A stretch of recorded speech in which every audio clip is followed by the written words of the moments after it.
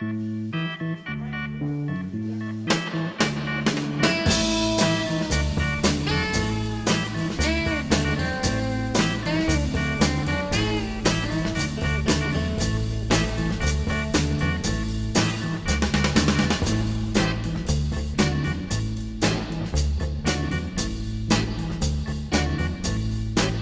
fait, je pense pas qu'on puisse se diriger vers un oui ou vers un non, parce que la France, ça a beau être une entité unique, c'est quand même une diversité, donc il y a quand même 65 millions d'habitants. Donc il y en a forcément avec différentes pensées. La question, c'est de distinguer le statut de l'identité française ou le statut de citoyen français avec la complémentarité possible d'une origine ethnique différente. Voir ce qui nous rassemble au lieu de ce qui nous divise. Ça, c'était intéressant. En tant que Français, quels sont les codes qui nous rassemblent? Je sais que la France, elle est beaucoup moins raciste qu'avant, parce qu'il y a beaucoup plus de personnes de couleur. Du coup, on apprend plus à vivre et à vivre ensemble. On a beaucoup plus d'amis de couleur et d'origines différentes. Ce qui nous rassemble, c'est pour le fait qu'on est là pour le même but, c'est-à-dire d'avoir un travail plus tard, de réussir sa vie.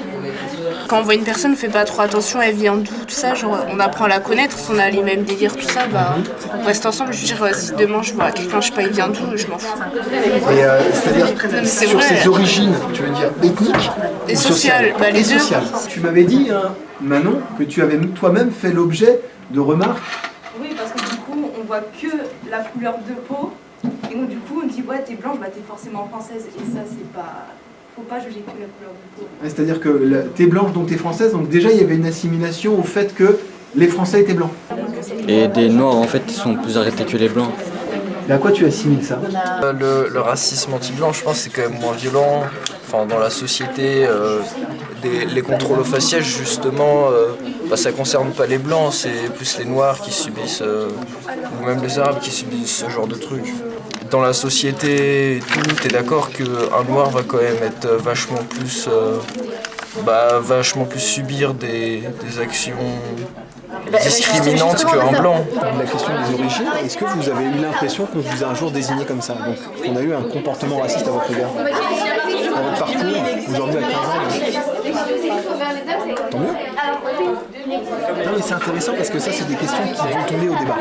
On peut dire que dans certains quartiers, surtout aux États-Unis, après on peut rebalancer que ça se développe un peu plus en France, qu'il y a des sortes de quartiers qui se développent où les riches sont entre eux et les pauvres sont entre eux. Ou les gens plus riches ou les gens plus pauvres. Et attends. On pourrait être un peu plus cru, les noirs avec les noirs, les blancs avec les blancs. Et les riches avec les riches et les pauvres. Par exemple, à Paris, je vais prendre un exemple, il y a un arrondissement, je crois que c'est le 13e, il est surnommé le quartier des Chinois déjà. Il n'y a que des Chinois là-bas, ils sont séparés.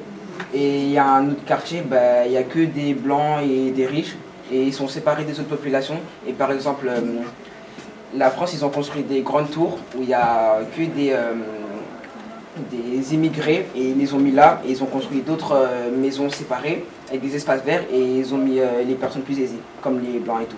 Il faut arriver à distinguer comportement raciste et intention raciste. C'est-à-dire qu'on peut avoir un comportement sans le vouloir, on peut avoir une attitude qui pourrait être assimilée à du racisme sans que, au fond de soi, on estime qu'il y ait une hiérarchie des origines. Aux États-Unis, depuis qu'Obama a été élu, les actes racistes ils ont augmenté justement. Dans la société en général, pas forcément en classe, qu'est-ce qui fait que par exemple les blancs vont plutôt aller vers les blancs ou les noirs vers les noirs? Ça peut être les blancs contre les noirs contre les blancs, les indiens, les juifs, les musulmans, ça peut être plein de choses. Quand tu dis les musulmans, là, tu assimiles à la religion. On ne disparaîtra jamais.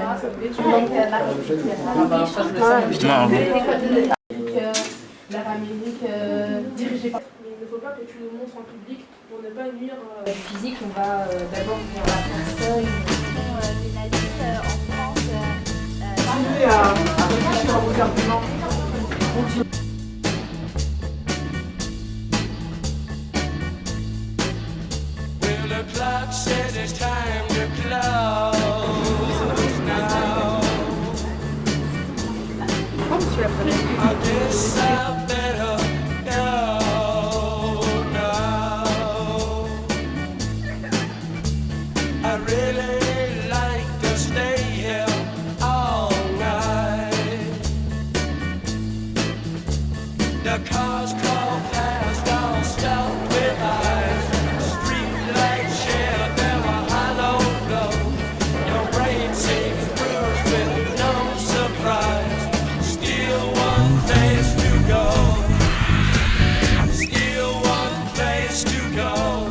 Bonjour ici, salut là-bas. Bienvenue sur France O.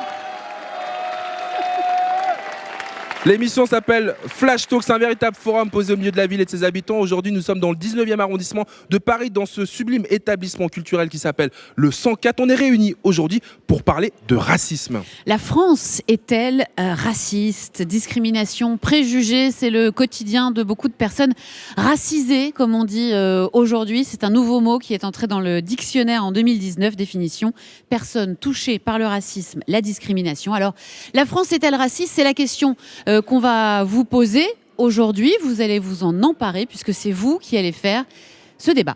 Mademoiselle, c'est quoi ton prénom? Lilou? Alors, selon toi, est-ce que le mot race c'est un gros mot, une insulte? Non, pas vraiment, puisque on l'entend pas beaucoup ce mot. Et pour moi, en fait, il n'existe pas ce mot, il n'a pas existé. Alors non. C'est pas une insulte parce que pour toi, le mot race n'existe pas.